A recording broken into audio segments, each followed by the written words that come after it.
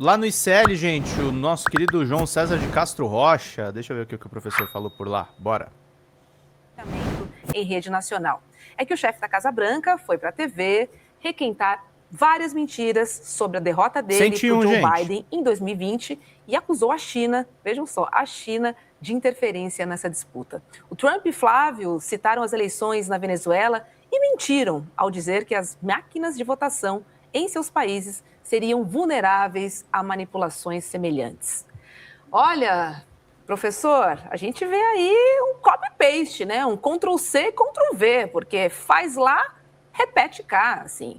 E a nossa soberania, nada, né? Essa estratégia de colar, eles não perceberam ainda que não tá boa, não, mas deixa eles não perceberem também, né? Vamos lá, Roberta. Essa questão é tão cheia de camadas e de significados, vamos parte a parte. Comecemos com Trump. Eu assisti na íntegra os 25 minutos delirantes do discurso do Trump. E eu chamei atenção para um ponto que eu quero destacar, já que a imagem está na tela. Reparem a linguagem corporal do Trump.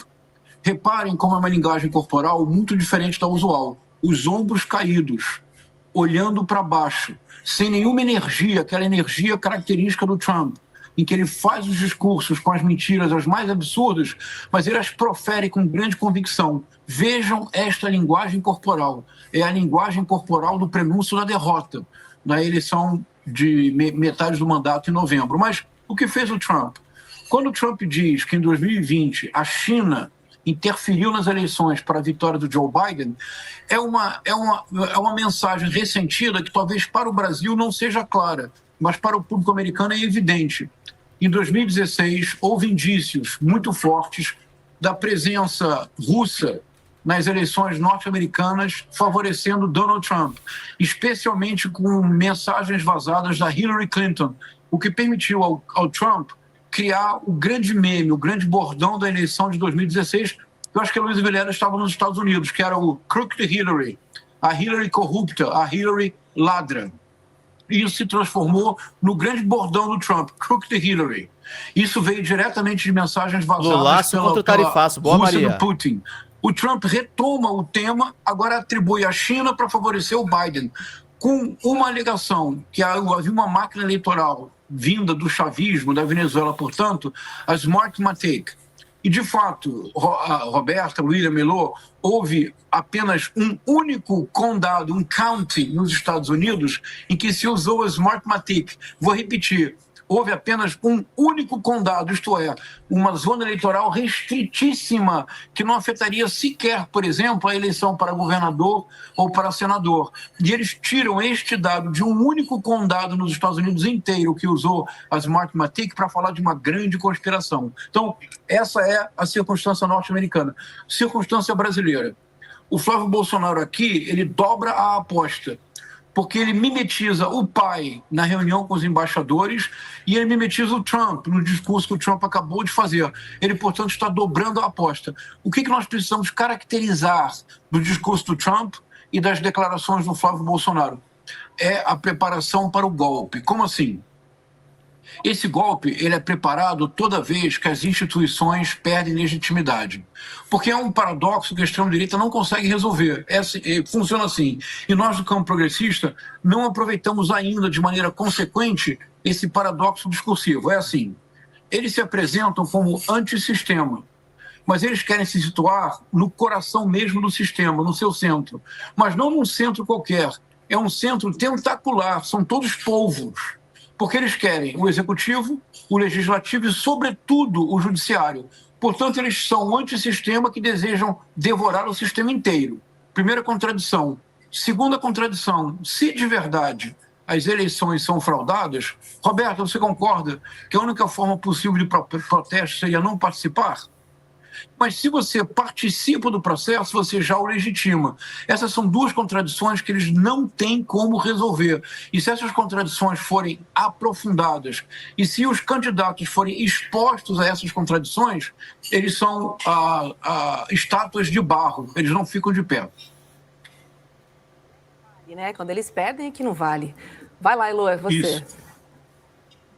Exatamente. E tem essa outra coisa, né, que é a cópia do que se faz nos Estados Unidos, que é também mentira, né? Eles pegaram, a gente estava discutindo isso aqui mais cedo, professor, eles pegaram os mesmos documentos que a CIA desclassificou, né, tornou públicos, e distorceram o que os documentos da CIA dizem, porque os documentos da CIA dizem que até houve um desejo de fraudar a eleição na Venezuela, tanto do Maduro quanto do Chávez, mas que eles nunca colocaram isso em prática e que, ainda por cima, o sistema eleitoral eletrônico, da maneira como ele é, não permitiria jamais que uma fraude pudesse mudar o resultado da urna. É como você pegar uma urna de um condado, tentar manipular aquela urna, e isso não vai fazer diferença nenhuma no geral. Agora, minha preocupação, professor, é se a gente deixar muito clara essa ligação do script, né, do roteiro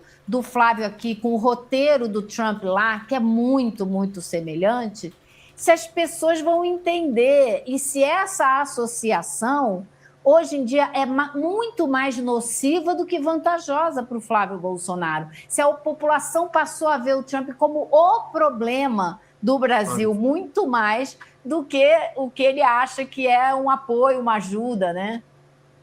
Ótima observação, Elô. Esse é o ponto central.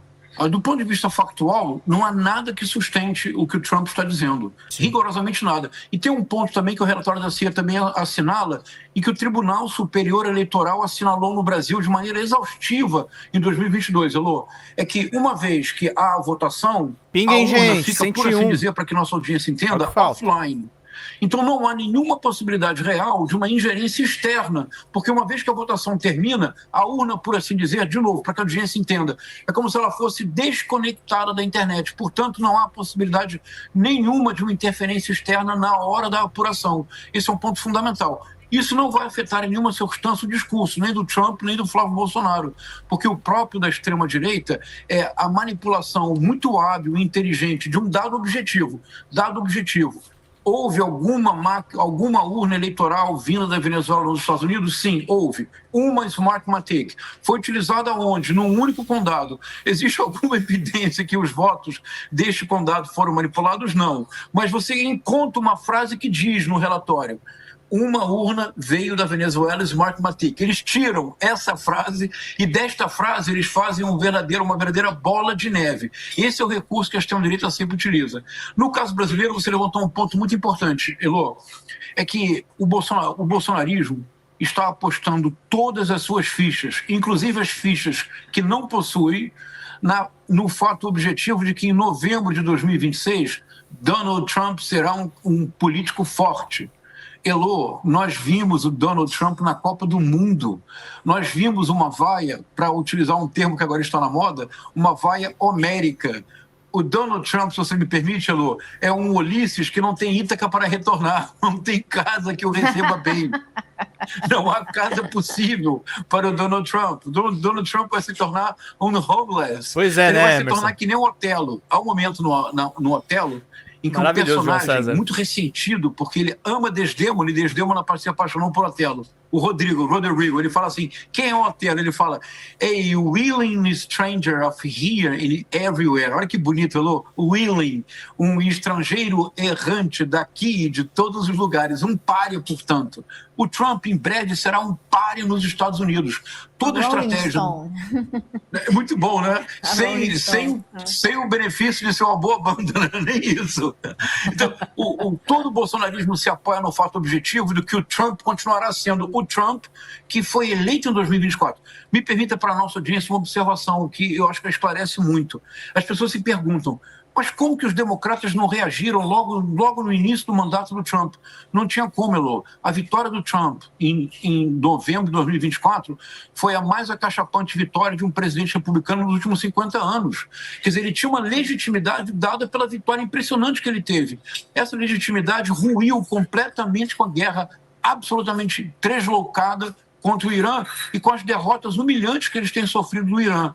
O que eu quero dizer com isso, para ficar bem claro para a audiência, é que não apenas não é um dark horse, é que o cavalo paraguaio no qual estão apostando chegará provavelmente em novembro sem a força que eles projetam.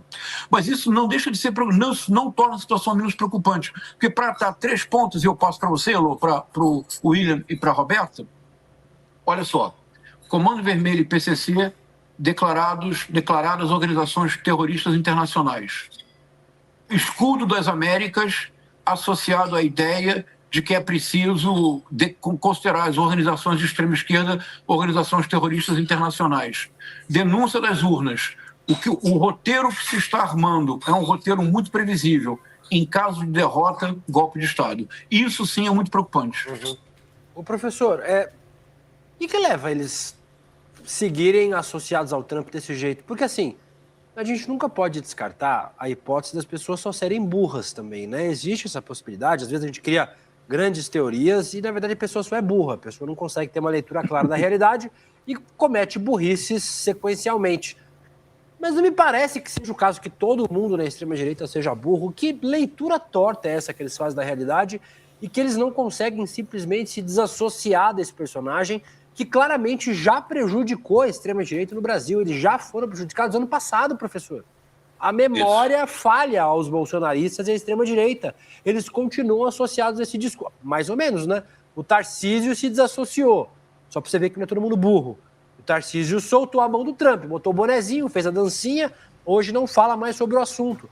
Tem gente que largou a mão do Trump, mas tem gente que continua segurando até o final, professor. Mas também ele vai segurar em que mão, né? Sei lá. Isso que eu ia dizer, Roberto, justamente. É isso, Roberto. É um abraço de náufragos. É a última tábua de salvação, que é precária, que está sendo corroída dia a dia por cupins. Como numa novela do Dias Gomes. Me permita revelar a minha idade. Vocês são todos muito jovens. Numa novela do Dias Gomes, chamada Saramandaia, havia um coronel autoritário, terrível. Os cupins começam, William, pouco a pouco a corroer a casa, pouco a pouco a corroer a casa. A casa treme uma vez, ele crê que não é nada. A casa treme mais vezes, ele acredita na própria força. Até que no último capítulo da novela, havia novelas espetaculares, não é, Lô? No último capítulo da novela, a casa inteira rui em cima do coronel autoritário. Mar-a-Lago está prestes a ruir pelos copins da corrupção do Donald Trump. E no Brasil, o Flávio Bolsonaro... Olha, me permite dizer uma coisa que vai escandalizar a nossa audiência, William, mas eu vou dizer ironicamente, por favor. Eu começo a sentir um pouco de dó do Flávio Bolsonaro. Porque, afinal de contas, é uma sucessão de escândalos.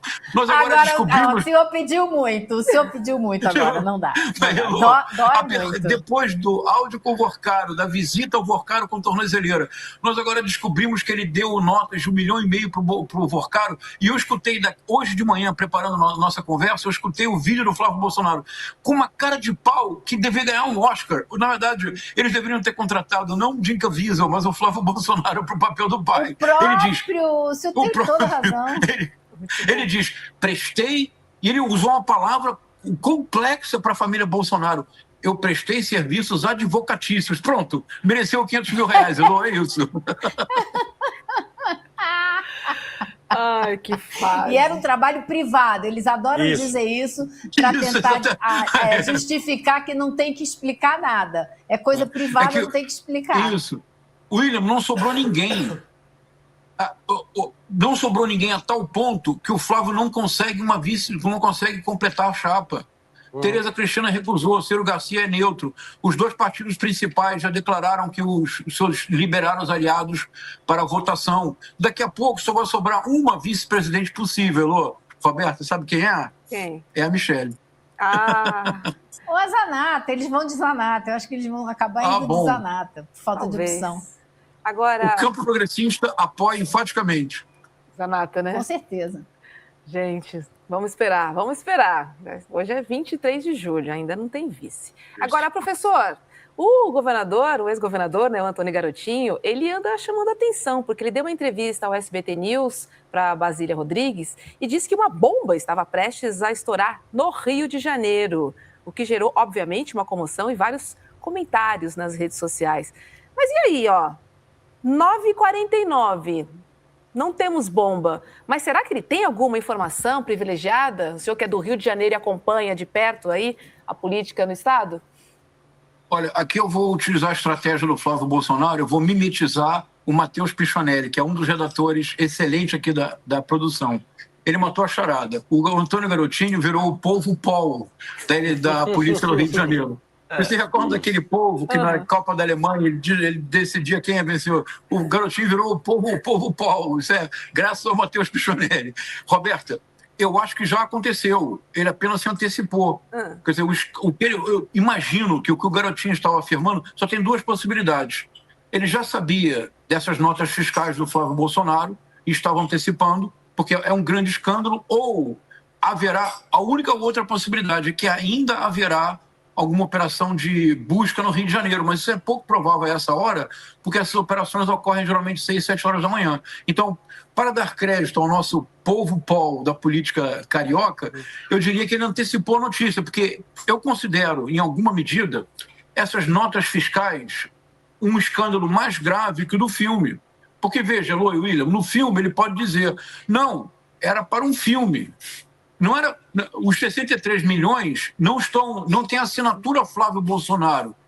Agora, Roberta, este 1,5 milhão tem a assinatura, nota fiscal, CNPJ, CPF, RG, passaporte, tem todas as digitais do Flávio Bolsonaro. Embora o valor seja muito inferior, o estrago político, eu proponho, é muito maior. É, porque mostra uma ligação direta entre ele e a teia financeira do Banco Master, que ele diz que não tinha nenhuma ligação com o Vorcaro, e tem a foto dele com o Sicário. Então vai se construindo um quadro, né, cada vez mais completo de envolvimento dele com o Vorcaro, contrariando tudo que ele sempre disse, para variar, mentindo, né? Pois é. E, Elô, se você me permite, rapidinho, Roberto, Elô, a minha intuição me diz que há muito mais para vir à tona. Acho que por uma questão de prudência e de sabedoria política, o ideal seria que isso só venha à tona em agosto. Vamos esperar um pouquinho, vamos esperar ele ter a candidatura homologada. O que não pode acontecer é que o Flávio não seja candidato. Vamos criar uma campanha, Flávio candidato. Flávio fica. É isso. Eu estou aqui navegando no Papo Legal. Olha a mensagem, professor. Que luxo essa aula já pela manhã com esse genial professor Castro Rocha. Obrigada por essa chance. A Mila e a Cacau mandou N1. Hoje está maravilhoso. Parabéns, equipe CL. Obrigada, Cacau. Estamos aqui. Servimos bem para servirmos sempre. Certo? Que nem a padaria. Agora, professor, falando em Papo Legal, logo que terminar o N1, você vai estar lá no chat com a nossa comunidade, né? Na sala Papo Legal com a redação do ICL. Que bacana essa interação. Isso, pela primeira vez, estou muito animado. Nem sei como funciona, vou descobrir com vocês. É fácil. A comunidade pergunta e o senhor responde. Todo mundo lá, troca. Eu propus como pergunta, Roberto, eu propus o seguinte. A imaginação literária pode esclarecer a política contemporânea? É sobre isso que nós vamos falar. Aí, ó, pronto. Já tá aí o tem tema na tela. Tem algum livro aí na sua mente quando o senhor fala isso? Que eu lanço aqui na Flip no sábado, exatamente. Muito bom. É isso. É isso. Professor Maravilha. Castro Rocha, às 10h30 no Papo Legal. É isso aí. Na sala da redação do ICL. Bom chat, professor. E até breve. Muito obrigado, pessoal. Fala, galera da Folha TV, não se esquece de se inscrever aqui no nosso canal para assistir programas como Folha Notícias Manhã, Folha Notícias Noite, o nosso Folha Entrevista e o nosso Barzinho das Meninas. Muitas coisas bacanas a gente acompanha por aqui e a gente precisa muito, muito do apoio de vocês para nosso trabalho jornalístico, investigativo, de curadoria de conteúdo, com vocês ajudando no nosso Pix, folhademocrata@gmail.com, ou mandando superchats, valeu demais, e os recursos financeiros, tornando-se membro do nosso canal, no nosso curso de jornalismo básico, para você ficar muito bem informado a respeito de tudo. Queridos e queridas, muito obrigado pela presença de todos vocês, vida longa e próspera, cuidem-se, cuidem dos seus, e não esquece de se inscrever aqui na Folha TV. Até mais!